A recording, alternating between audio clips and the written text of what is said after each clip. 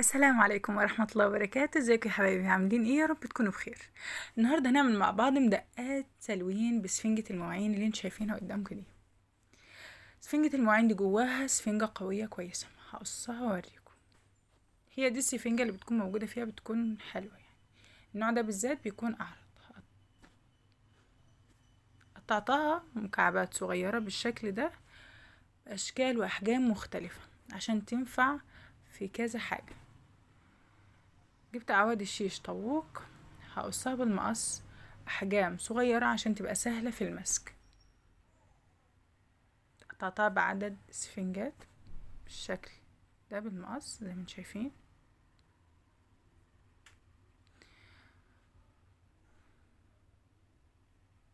بعدين هجيب السفنج وهبدأ ألزقهم معاكم بالشمع بالشكل ده.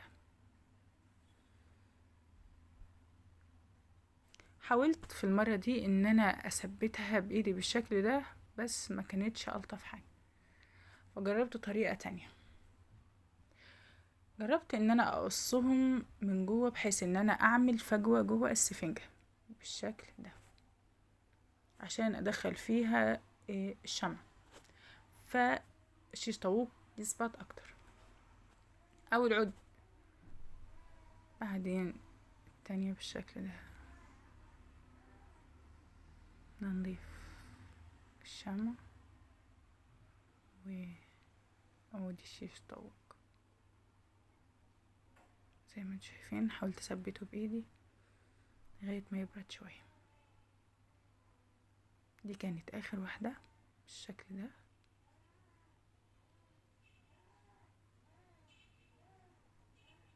نضيف الشمع، نحط العود بالشكل ده.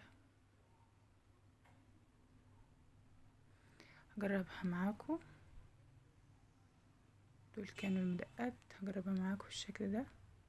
شايفين في الدهان سهلة ولطيفة وحلوة قوي، بتغنينا عن المدقات اللي احنا هنشتريها من بره، بتكون مكلفة اكتر. انما سلك المواعين ده بيتجاب يعني 3 ب10، يعني ارخص بكتير يعني. بعدين احنا استعملنا نص سفنجة مش سفنجة كاملة كمان بالشكل ده يا حبايبي.